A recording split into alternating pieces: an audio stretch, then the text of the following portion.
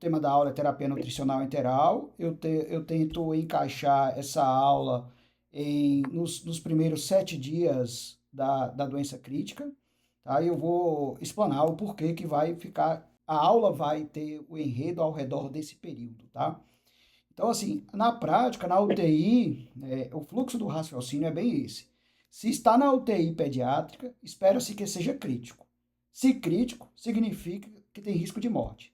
Tendo um risco de morte, você imagina que a criança tem um trauma de relevância ou uma situação de resposta ao metabolismo crítica grave e ela vai priorizar o metabolismo e as energias dela para os órgãos vitais, para os mecanismos de defesa e para o mecanismo de reparo. Isso é o que a gente estuda em patologia de maneira geral, logo lá no início da faculdade. Então, a proposta é trazer qual o seu papel como médico nesse sentido. Nosso papel é fazer a ponte da sobrevivência, ou seja, ligar o catabolismo do início do trauma, do início da infecção, do início da resposta sistêmica ao trauma, do paciente crítico que chegou na UTI, e ligar esse paciente de uma forma que o mantenha vivo até a fase anabólica, a qual ele vai ter uma recuperação. Então, o papel agora é fazer uma ponte de sobrevivência. E esse período, esse caminho, geralmente dura. Claro que pode haver diferença, por exemplo, às vezes a gente tem uma ponte mais longa. Exemplo, é uma paciente que fez uma enterocolite necrosante, depois ele pegou uma infecção, depois pegou outra infecção. Essa ponte vai ficando grande. E se demorar demais, o que, que acontece? Ela vai definhando, vai depauperando as suas reservas e no final ela pode falecer, né? Então, essa ponte, de maneira geral, quando você dá assistência ao paciente crítico, essa ponte ela é breve. Então, 5, 7 dias já começa a haver uma reversão desse processo catabólico, que é a lise das proteínas, das gorduras, né? Priorizando o metabolismo justamente dos carboidratos, e passa depois a reverter esse papel catabólico e a criança começa a se recompor a seu perfil metabólico anterior e a fazer a recomposição das suas reservas. Então, o plano de aula nada mais é do que a avaliação nutricional como uma ferramenta fundamental na admissão.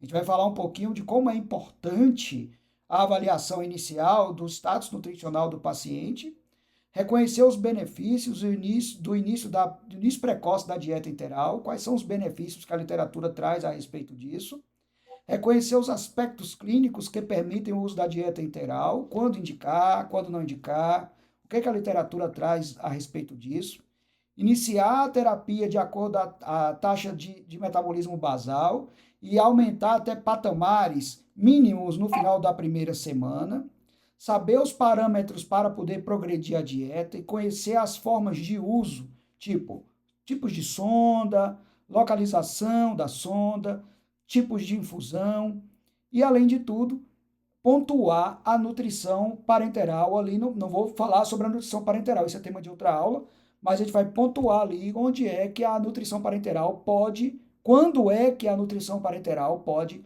contribuir, a partir de quando. O contexto mundial é heterogêneo, mas de maneira geral, a grande maioria dos artigos traz que as UTIs pediátricas elas trabalham num contexto de grande população magra, desnutrida, né? Subnutrida. E isso em países desenvolvidos. As estatísticas em países em desenvolvimento tendem a ser até mais alarmantes.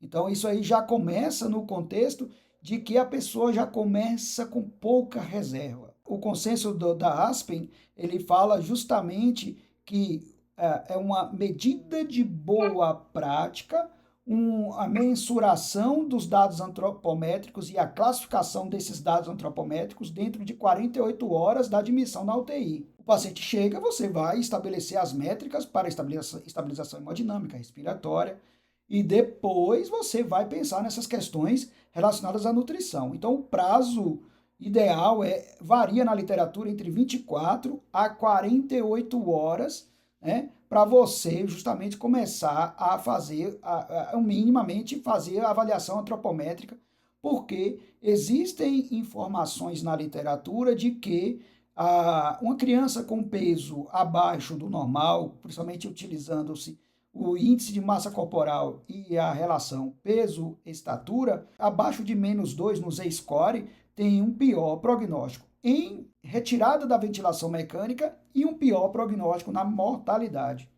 Mas, como tudo na pediatria, acaba que os estudos são parcos ou eles não têm uma metodologia tão bem desenhada, estudos não são tão convincentes na grande maioria das vezes, e isso não dá para a gente falar que é uma verdade absoluta, tanto pela heterogeneidade dos estudos, quanto a heterogeneidade das doenças que acometem as crianças no seu perfil de faixas etárias, né? Então é muito heterogêneo, os acometimentos são idades muito diferentes, composições corporais muito diferentes, né? Então, tudo isso torna a metodologia de pesquisa dentro da pediatria muito mais difícil. Esse estudo, por exemplo, é uma meta-análise publicada em 2021, que traz uma revisão de 19 estudos, e ele não conseguiu fazer essa correlação com o tempo de internamento, ventilação mecânica e mortalidade, por exemplo. Ele tentou comparar uma meta-análise que compara obesos, magros e eutróficos com o tempo de internamento versus ventilação mecânica e mortalidade. E eles não conseguiram, apesar de todos os aspectos estarem relacionados a pior cenário nos magros, não houve uma significância estatística. Isso quer dizer o quê? Quer dizer que não há uma relação? Não. Quer dizer que nós precisamos avançar mais nas metodologias de pesquisa. Por exemplo, ele levantou nessa hipótese aqui de limites do seu estudo, que foram, por exemplo, a questão da análise do IMC, né, que foi o índice antropométrico que ele analisou. O IMC, ele mostra, então, uma criança nasarcada, o IMC é comprometido, desidratado também. Da outra forma, ele não comparou o IMC com outras medidas antropométricas que podem ser e devem ser muito utilizadas, que é o perímetro braquial. Além de tudo, todos os estudos eram observacionais, o que não tinha não permitia a comparação com o grupo controle de uma forma mais equilibrada, e a análise da população era a população em geral. Quem sabe se tivesse feito em crianças com síndrome de desconforto respiratório, ou especificamente choque séptico, ou pós-operatório de doenças abdominais, ou grande queimado, ou outra etiologia qualquer, essa criança, eles não teriam um resultado diferente. Então, há ainda muita lacuna, mas o que se observa é que, e isso tem uma taxa de coincidência nos consensos de que uma menor disponibilidade de energia na chegada desse paciente à UTI pode sim determinar o prognóstico, apesar das informações não terem um grau de evidência bom, mas isso é de relevância. Esses indícios já são demonstrados em adultos, nos quais os estudos sofrem uma melhor metodologia. E por extrapolação e por uma questão até biológica, se tem baixa, como eu botei aqui, se tem baixa reserva da bateria, como é que essa pessoa vai se restabelecer? Ela já parte em uma situação de dificuldade, né? Ela não tem reservas suficientes e isso pode sim prejudicar a sua resposta a esse trauma no catabolismo inicial e, quem sabe, até realmente determinar uma maior mortalidade, uma maior dependência da ventilação mecânica. E isso é extremamente factível, mas ainda está em aberto do ponto de vista de significância estatística. Antes da gente começar a falar a respeito do momento ideal, de tudo mais, a gente tem que posicionar alguns conceitos. E aqui eu vou trazer do lado esquerdo da tela de vocês, onde eu estou passando o cursor, é um paciente rígido, representa um paciente rígido a respeito dos gastos metabólicos, e à direita um paciente crítico, tá? Ou seja, um paciente rígido, ele vai ter gastos metabólicos relacionados a 3 grandes aspectos, tá? A respeito da taxa metabólica basal, que é aquela taxa relacionada à manutenção vital do corpo, metabolismo basal do corpo, tá? Que representa em torno de 50% das calorias consumidas por uma criança durante o dia, uma criança rígida. Tá? Além de uma parcela dessa situação está associada ao crescimento, aqui eu botei é 25%, e outra parcela está associada à atividade, de mais 25%. Essa distribuição ela é apenas uma distribuição de exemplo, tá? Eu trouxe como um exemplo. A atividade, por exemplo, varia de pessoa para pessoa, tem pessoas que são mais ativas, tem outras que são menos ativas, isso acontece com criança.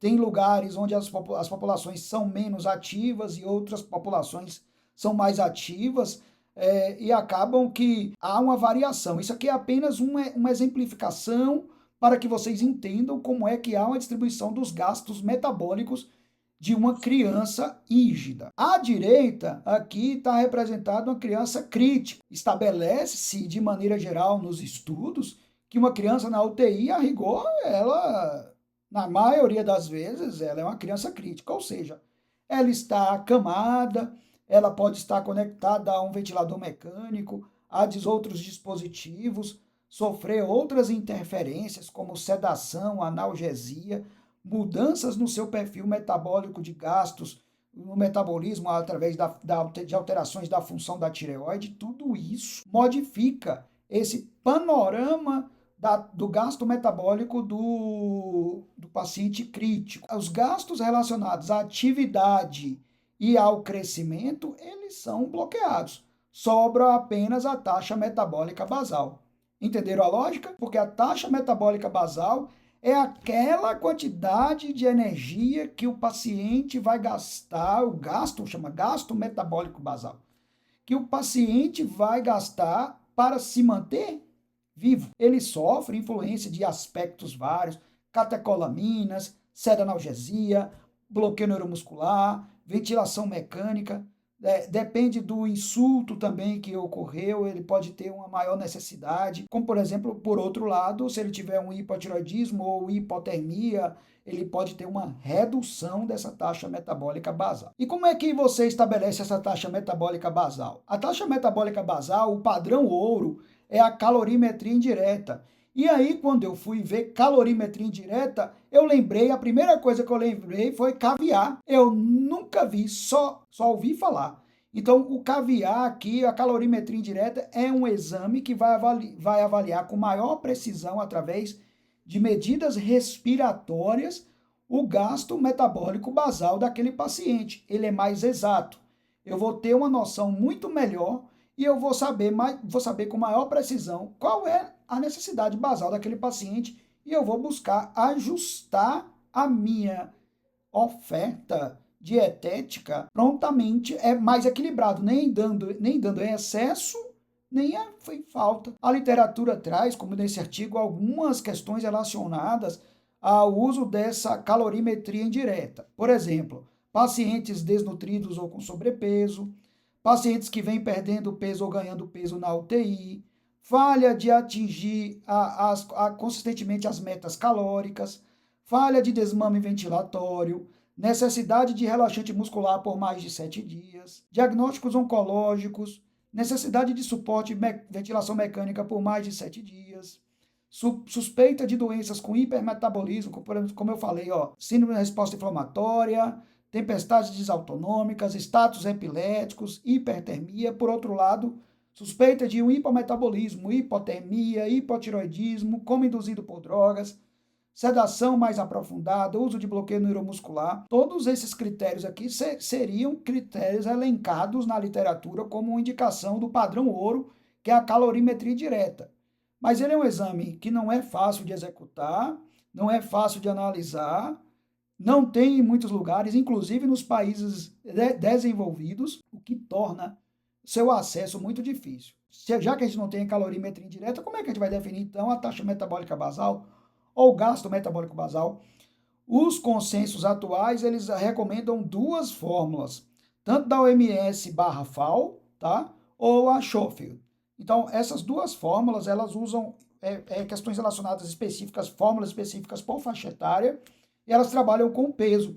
A Schofield usa estatura também, tá? E ela vai dar uma estimativa da taxa metabólica basal para você iniciar aí com seu paciente alvo a ser alcançado num breve período, tá? A gente vai ver isso aqui mais na frente, tá? Então, existem tabelas, alguns lugares você acham já meio que calculado de acordo com faixa etária também, sem ser essas fórmulas, o que fica até mais fácil. Aqui é o seguinte, é a taxa estimativa, mas o seu paciente ele não vai ter aquela questão direta, como eu falei, né? Ele pode ter um metabolismo mais acelerado, ele pode ter um metabolismo mais lentificado e ele pode ter um metabolismo normal, padrão, tá? Então, como é que você vai avaliar isso, né? Então, o hipermetabólico, ele teria uma condição que precisaria de um gasto energético maior, de uma oferta energética maior, porque seu gasto energético é maior. Então, daria ali em torno de acima de 110% da taxa metabólica basal. Enquanto que o hipometabólico, ele freia, ele está com o metabolismo freado, então ele vai ter um gasto metabólico basal abaixo de 90%, enquanto que o normal metabólico vai ser entre 90 e 110. Está errado aqui, é 90 e 110. Então, como é que você vai saber? Já que nós não temos calorimetria indireta, eu tenho um padrão inicial que eu posso começar com a fórmula da OMS ou a Schofield, o que eu posso fazer então para justamente depois aprumar meu paciente? Eu vou ter que fazer análises recorrentes desses quesitos clínicos e metabólicos. Então, por exemplo, a necessidade de pesos com frequência, a necessidade de mensuração do perímetro braquial, tá? E isso é importante porque eu vou montar uma curva. Se o paciente está nasarcado ou não, eu tenho que analisar de uma forma longitudinal, tá? Outros critérios laboratoriais entre a glicemia e o triglicerídeo. Quando você oferta demais e o metabolismo está abaixo do que você oferta, as glicemias tenderão a aumentar, os triglicérides tenderão a aumentar. E também o CO2 tenderá a aumentar. Quando o metabolismo está abaixo e você oferta acima do metabolismo, você também vai propiciar o aumento de CO2.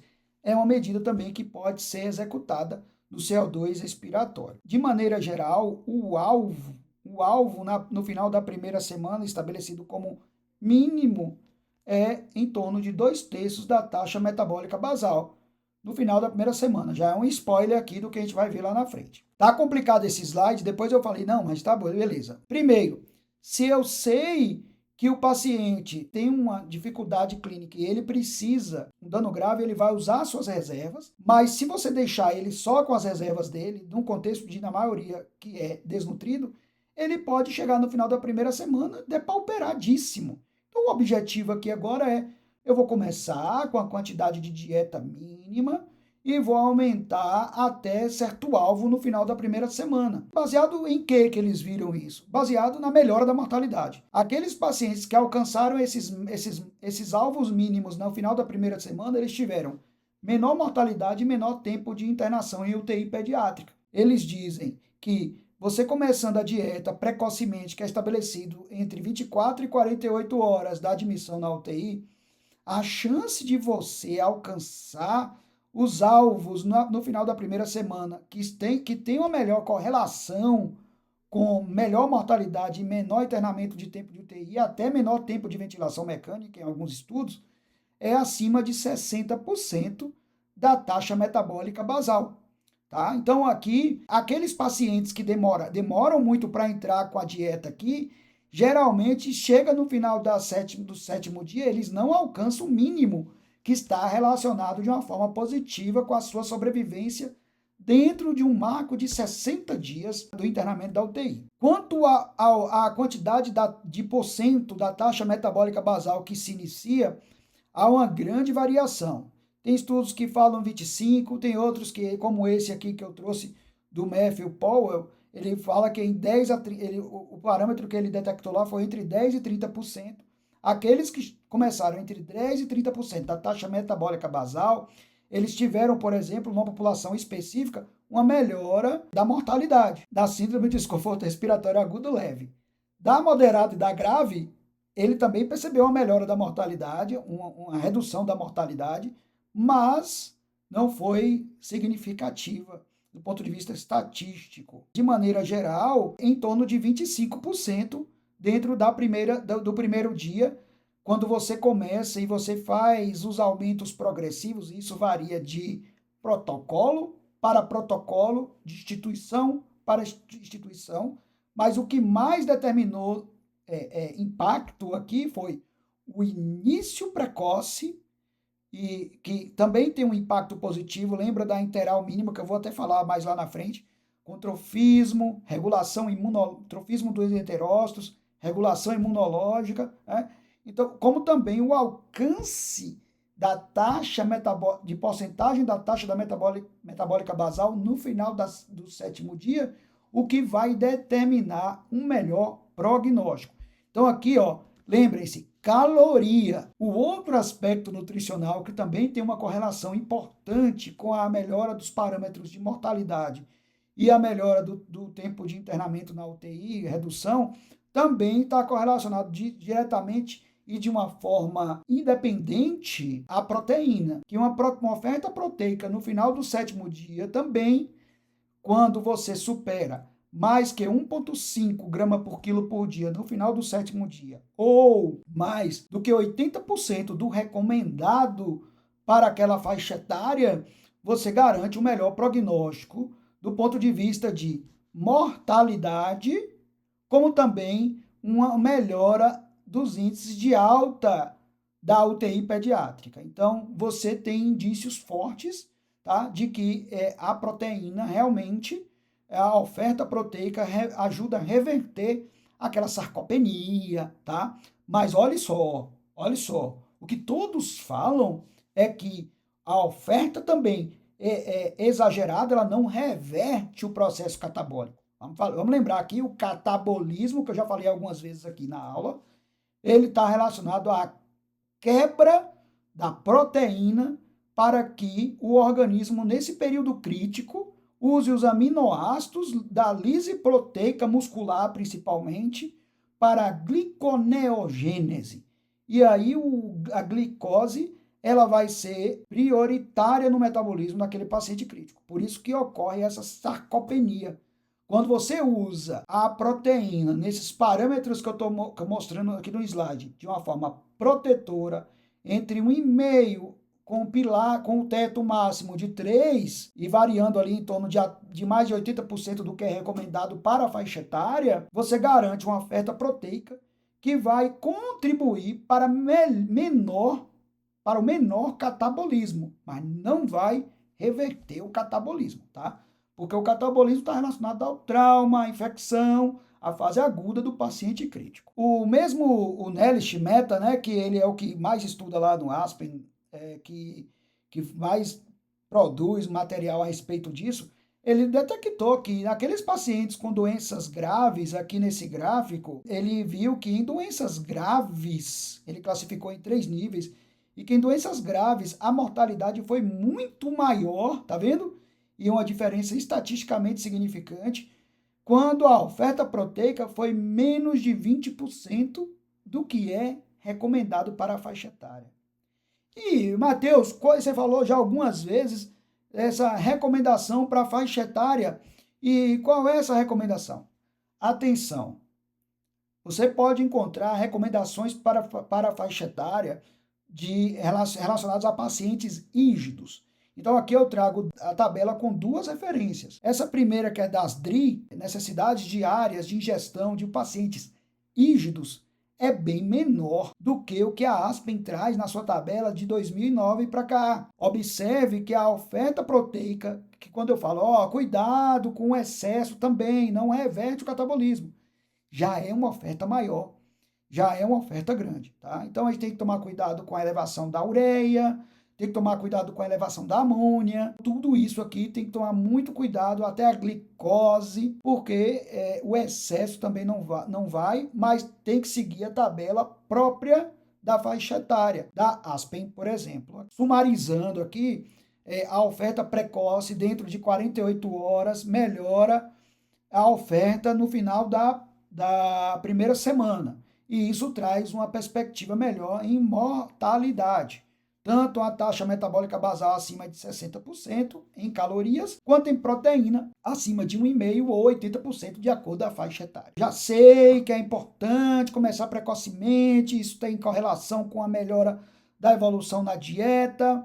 Esse paciente ele vai ter um melhor prognóstico. Qual é o momento? Quando você vai iniciar? Quando você pode iniciar? Você quer iniciar entre 24 e 48 horas, beleza. Mas qual é a condição clínica que o paciente tem que ter? Tá? Então, eu peguei algumas questões relacionadas à literatura e a livros também para trazer para vocês aqui um melhor panorama clínico e aplicação na prática. Mesmo com drogas vasoativas, você pode iniciar nutrição enteral. Agora, o lactato tem que estar clareando, sem necessidade de muitas expansões, sem necessidade de aumento de droga vasoativa. Um paciente que já tem 2 horas, a partir de 2 horas que você já estabilizou ele, e ele está usando tipo Nora e Dobuta, vamos botar aqui um exemplo. Você já estabilizou, ele está estabilizado, você já viu que o lactato está clareando, esse paciente é elegível. Ele é elegível do ponto de vista hemodinâmico para você começar a nutrição enteral. A outra coisa, iniciar com a dieta trófica tem benefício fisiológico, como eu falei, já mencionei aqui na aula.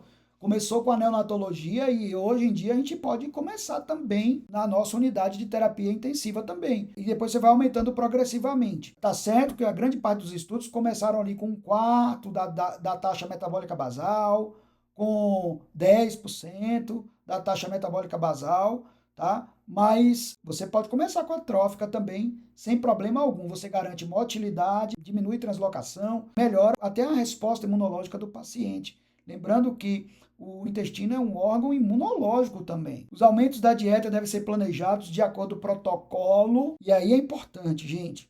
Eu vi que qual é o melhor protocolo? Não é. Eles já estabelecem isso. Se você faz um protocolo de aumento da dieta, só o fato de ter o protocolo já estruturado, isso já tem uma evidência positiva na taxa de incidência da dieta e contribui para que você alcance aquela meta da taxa metabólica basal lá no 7º dia. Então, é importante os protocolos, a gente precisa avançar nisso. O outro critério para você iniciar envolve estabilização respiratória.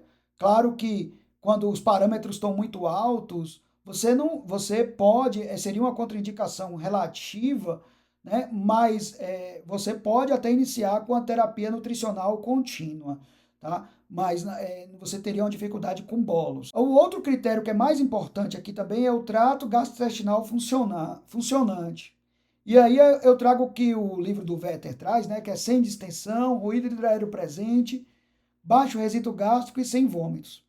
O que a literatura traz muito é que, ao avaliar ruído hidroaéreo sozinho ou resíduo gástrico sozinho, não são medidas muito boas para você determinar tolerabilidade da dieta. Claro que num contexto de um abdômen distendido, o abdômen distendido vai falar muito mais de vômitos, os vômitos vão falar muito mais. O ruído hidroaéreo por si só, ele não determina a impossibilidade de você iniciar uma dieta trófica, por exemplo, ou começar com uma fração bem pequena dessa dieta nutricional em infusão contínua, por exemplo, você vai provavelmente vai conseguir taxa de sucesso.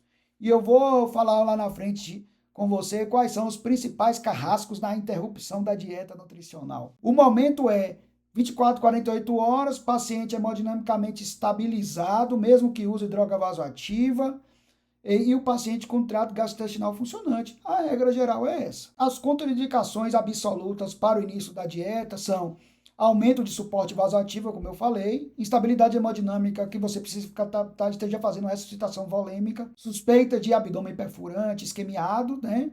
Obstrução intestinal mecânica, é óbvio, né? Sangramento significativo, né? Algumas vezes até sangramento do trato gastrointestinal que não seja significativo não atrapalha a entrada, por exemplo, é o clássico, né, das colites, das pancolites lá graves, dos pacientes com doença inflamatória intestinal. Se o sangramento não tiver muito grave, você pode iniciar sim dieta. E distúrbios de motilidade gástrica, de desmotilidade grave conhecido, tá? Os outros são relativos, os pós-operatórios cirúrgicos, o alto débito estomacal gastrointestinal, diarreias intratáveis. Assim, algumas vezes você precisa suspender a dieta porque o paciente não consegue absorver nada, né? Então acaba que você acaba suspendendo por uma atrofia total vilositária ou algum insulto tão grave que o intestino não consegue absorver nada, então você acaba suspendendo a dieta, mas tem que ser quadros muito graves. Até vômitos são relativos, né? Um vômito só você pode não necessariamente suspender. Ele traz assim mais de um vômito, né? Quando ele traz como relativo é mais de um vômito, 2, 3 vômitos.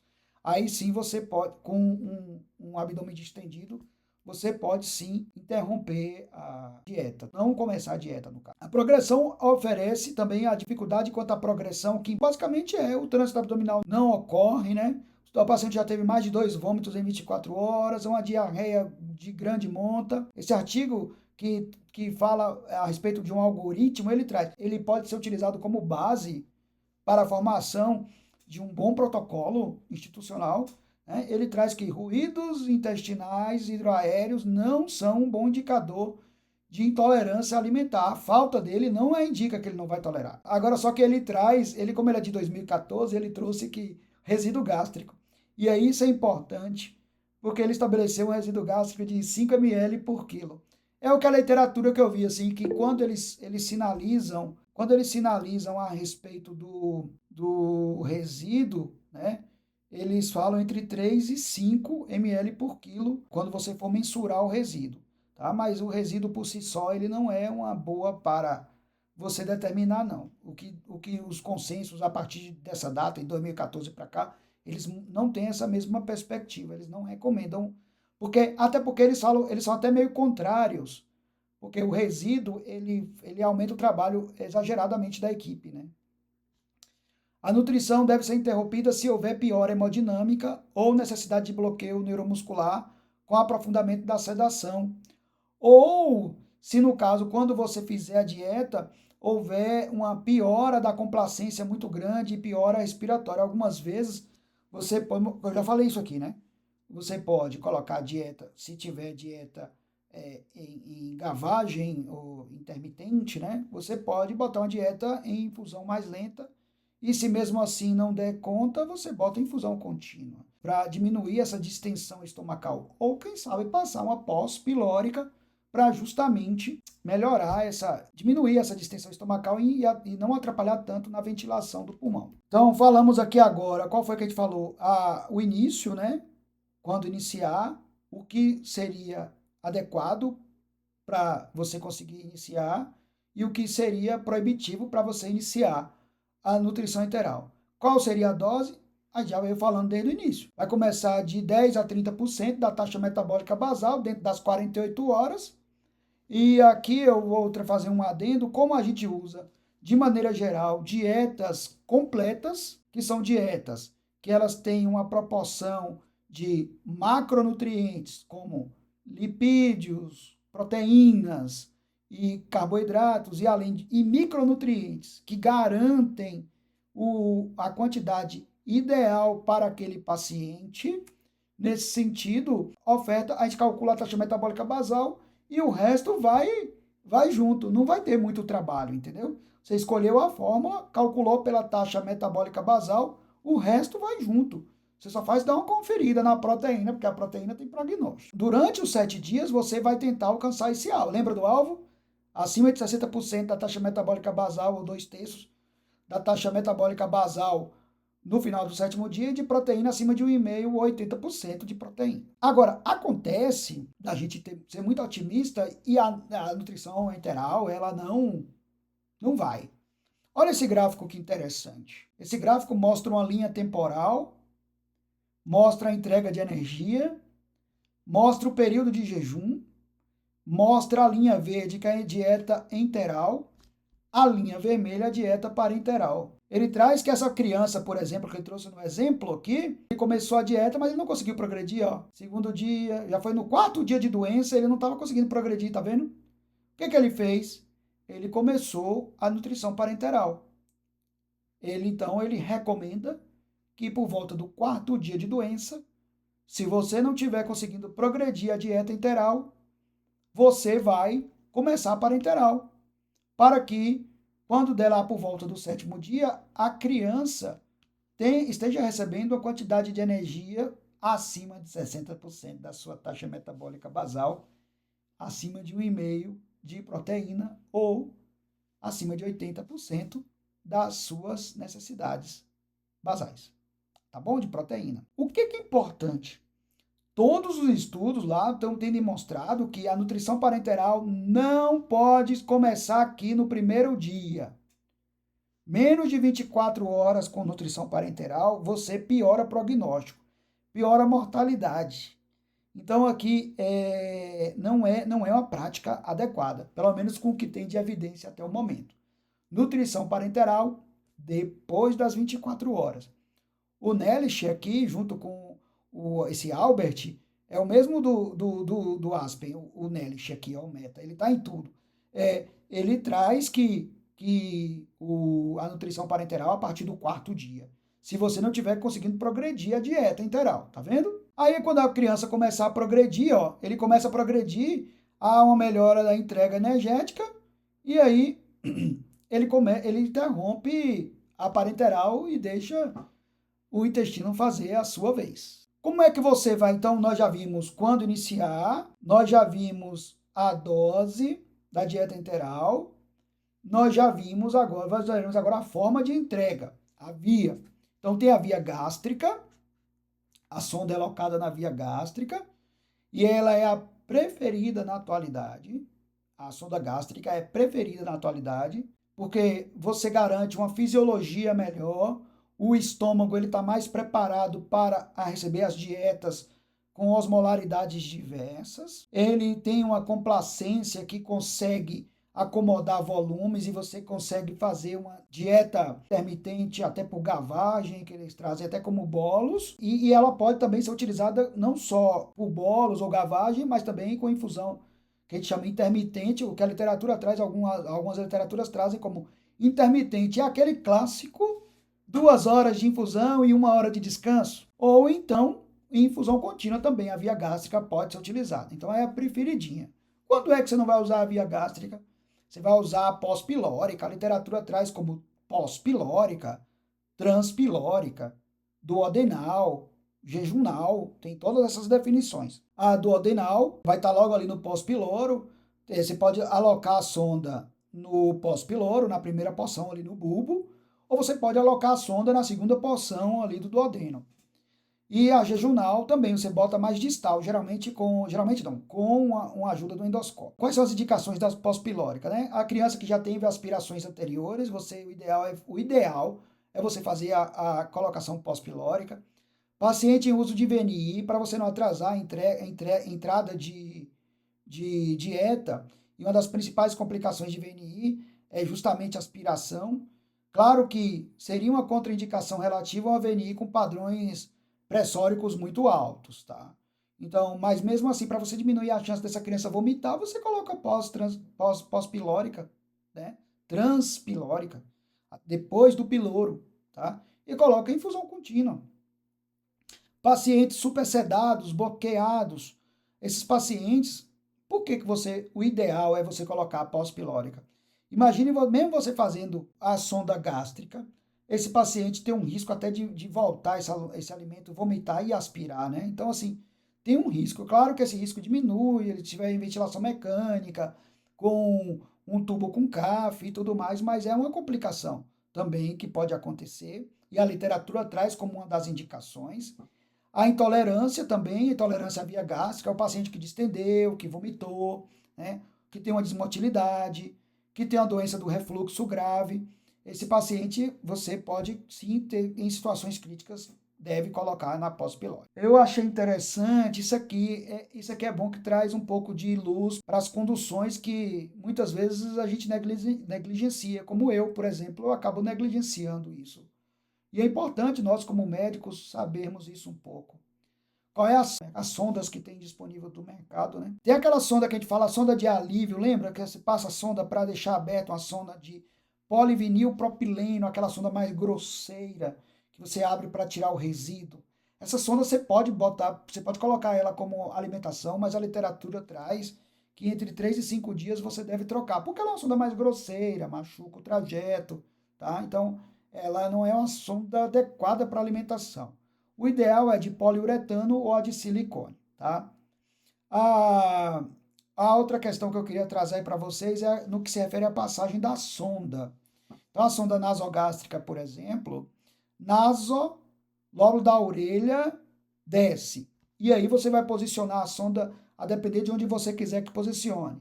Processo chifoide estômago. Bom, mas esse artigo aqui, ó, ele mostrou que ele traz uma taxa elevada quando você posiciona a sonda no processo chifoide de posicionamento esofágico. Então, o que ele recomenda? Ele recomenda posicionar mais para baixo, lá em torno do epigástrio, mais para baixo na linha média, porque aí você garante que essa sonda vá para o estômago, perto do umbigo ali, você já garante que essa sonda vai para o estômago. Se você colocar no umbigo, você aumenta a chance dessa sonda ir para a primeira porção do duodeno, logo depois do piloro.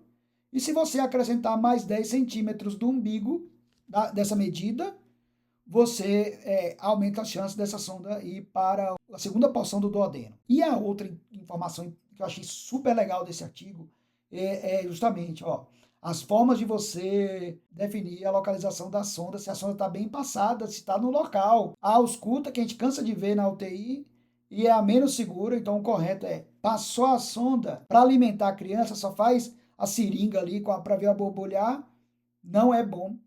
Para liberar dieta, não pode, tá? A aspiração de conteúdo, alguns lugares no mundo usam, eu nunca vi. Análise de pH é uma estratégia que pode ser utilizada, mas ela sozinha em pacientes críticos na UTI, ela não é recomendável. A análise do pH abaixo de 5,5 sugere fortemente que está no estômago, mas no estômago tem alguns porém na UTI. Quer ver? Número 1. O paciente está na UTI, pode ter recebido alguma medicação, o que pode alterar o pH, e até o uso dos IBPs também, de maneira geral, pode alterar o pH, então você perde a acurácia do pH. Nos pacientes de UTI, o terceiro é o recomendado aqui, que é o primeiro, que seria a radiografia, tá? Para você avaliar trajeto e localização. Existe o sensor eletromagnético, que é um sensorzinho que ele ajuda a localizar onde está a ponta da sonda, quando a sonda tem aqueles de tungstênio, ele ajuda a localizar e ele ajuda até puxar a sonda em alguns lugares para a posição correta. Mas ele tem um malefício que ele pode induzir a perfuração da mucosa. E ultrassom à beira do leito, que eu achei massa isso aí. Então, o que eu já falei? Recomendação para confirmação por radiografia. Sonda de passagem difícil, achados faciais dismórficos, alteração de consciência. É o paciente crítico que está na UTI. Gente, é paciente crítico que está na UTI, tá? Super sedado, sem reflexo de tosse, comatoso, passar a sonda, confirmação da localização via radiografia. E tem que observar a trajetória da sonda. E se for esperar um laudo de algum radiologista, ele não pode só falar, está alocado lá no estômago. Não, tem que falar a trajetória toda no laudo também. É o que a literatura traz. Agora nós definimos a localização da sonda, vamos para a velocidade de infusão. A velocidade de infusão, ela pode ser intermitente, como eu já falei, pode ser através de bolos ou gavagem. A infusão mais lenta, que é aquele clássico, infunde 1 a 2 horas e dá o descanso. E a infusão contínua, que pode ser aplicada não só no estômago, como também nas pós-pilóricas, tá? Então, isso aqui são as formas. E à medida que você diminui a velocidade de infusão, você aumenta a taxa de tolerabilidade dessa fórmula. Então, aquela criança que não vem tolerando, a primeira medida você pode mudar a localização da sonda e mudar a velocidade de infusão. Isso aí já melhora a tolerabilidade. Aí, assim, do ponto de vista de tolerabilidade, tem as interrupções, né? E aí, quando eu falei das interrupções, quando eu li esse artigo, que ele traz as estatísticas lá de interrupção e os principais culpados. Aí, campeão, médico e enfermagem, é campeão em estragar a dieta, de interromper a dieta. Nós somos os campeões, tá? E a gravidade do paciente também está muito relacionada a interrupções mais frequentes. O que parece meio óbvio, né? Paciente mais grave, ele vai ter uma tolerabilidade menor. Pelo menos nesse estudo aqui foi comprovado isso. E quanto mais interrupção, você vai ter uma distância entre o que você prescreve e o que realmente caiu no intestino dessa criança. Ou seja, se você interrompe demais essa dieta, uma fração cada vez menor de dieta chega para a criança. Ou seja, você pode não alcançar os alvos que a gente estabeleceu lá no início. O que ele constatou? O que é óbvio, gente. Quanto maior o tempo interrompido, maior a diferença entre o prescrito e o efetuado. E isso tem um impacto gigantesco. E aí, por conta disso, ele traz algumas estratégias para a compensação dessas interrupções. Quer ver algumas estratégias? Por exemplo, estabelecer muito bem quais são os critérios para interrupção da sonda, da dieta. Por exemplo, estabelecer também métricas com a enfermagem baseada no volume e não no tempo. O enfermeiro ele sabe que no final do turno, por mais que ele interrompa, ele vai ter que fazer compensações na infusão da dieta porque ele vai ter que entregar aquele volume X naquele período. Então você garante que a taxa calórica seja cumprida, tá? E aí ele traz várias outras lá. Tem uma outra que eu achei bem interessante, que ao invés de você pegar o volume do dia que você calculou e na infusão contínua dividir por 24, você divide por 20. Então a taxa de velocidade dessa dieta vai ser maior, o que garante que você vai ter pelo menos 4 horas de sobra possíveis interrupções, o que seria bem interessante, né? Você aproximaria o prescrito do efetuado. As interrupções aqui, o resíduo gástrico. Então, como eu já disse várias vezes, não tem ajudado na definição de intolerância. Menos de 10% das interrupções são devido à intolerância. A maior parte das interrupções são devido a questões médicas e enfermagem, né, associadas a doenças do paciente e a questões fora da UTI, por exemplo. Agora vamos falar do qual alimento. Tá? Então eu falei, as fórmulas completas, elas fornecem tudo que a criança precisa para aquela faixa etária. Existem as fórmulas dos de menos de 1 ano, e o leite materno se destaca demais. Então seria importante que nós tivéssemos um lactário para a mãe poder tirar o leite de uma forma segura e higiênica, porque o leite materno é o melhor alimento realmente. Aí existem as fórmulas poliméricas, que são aquelas fórmulas com conteúdos não hidrolisados, tá? E tem a fórmula de partida antes de 6 meses, fórmula de segmento depois de 6 meses. Tem as fórmulas hipercalóricas, que é o Infatrine, que você necessita uma restrição volumétrica, tá? E você precisa ou você quer aumentar a oferta calórica desse paciente. As oligoméricas, você usa basicamente quando o paciente não tem intolerâncias, e algumas evidências em alguns artigos trazem para choque séptico também, que parece que em alguns casos tem alguns benefícios em tolerabilidade, porque no choque séptico há um aumento de chances de redução tolerabilidade da dieta, então alguns lugares indicam a oligomérica. Acima de 1 ano de idade, também pode-se usar o leite materno no período ali de 1 a 2, né? E a polimérica. E aqui você vê, né? Eu coloquei aqui, ó, cada uma caloria por ml para você saber quantos ml por 24 horas vai dar. E uma outra coisa que chama atenção na dieta quando você for prescrever é a osmolaridade. Porque a osmolaridade que o jejum, por exemplo, aguenta é até 350 milosmol por quilo de água.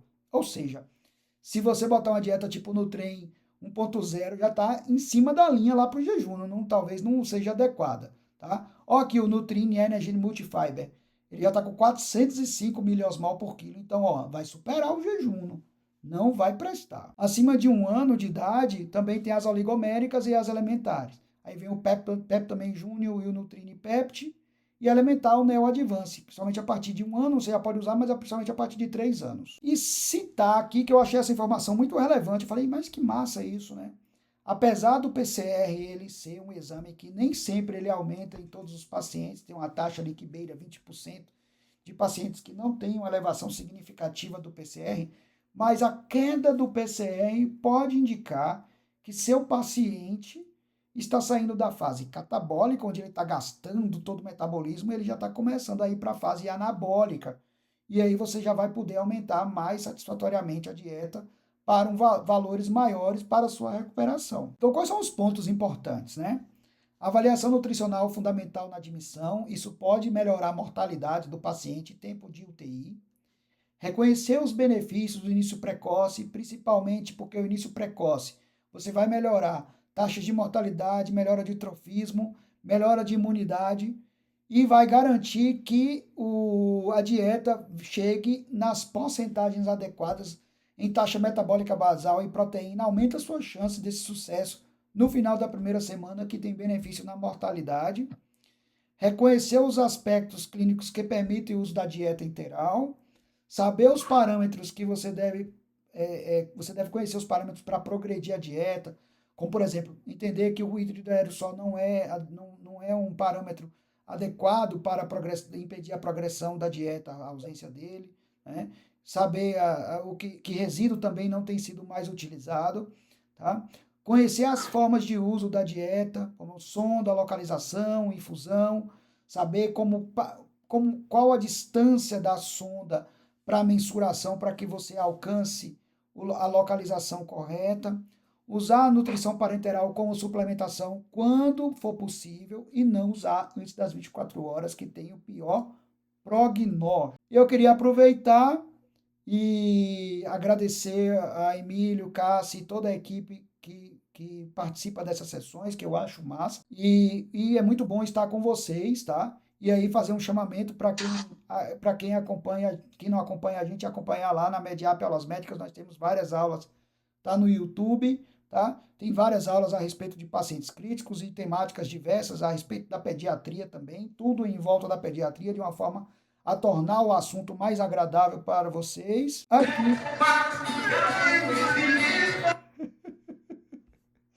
Agradecer a Emílio, pessoa maravilhosa, que já é um grande amigo há muito tempo e que e que participa da minha vida junto com Cássio, junto com o pessoal da UTIPED, Márcia, Tereza e todo mundo, não vou falar todo mundo que eu vou esquecer todo mundo, mas que mora no meu coração, e eu fico muito feliz. A parte acadêmica dentro do hospital de base, com vocês, é o que torna cada vez mais revigorante essa participação com os pacientes críticos, porque é só com a educação que nós podemos melhorar. Já temos um pool de atendimentos suficientes para cobertura da cidade, graças a Deus. Eu entendo que agora é o passo para a gente começar a melhorar na qualidade. E essa galera que chegou agora, né? Carol, Vitor, Tília e todo mundo mais, nos enche de muito orgulho, porque são pessoas muito comprometidas, muito estudiosas, querem aprender, né? E isso é muito bom. A gente estava sentindo muita falta disso, e essa questão do refresco, da juventude, do querer saber, é muito bom. Só agradecimento, gente.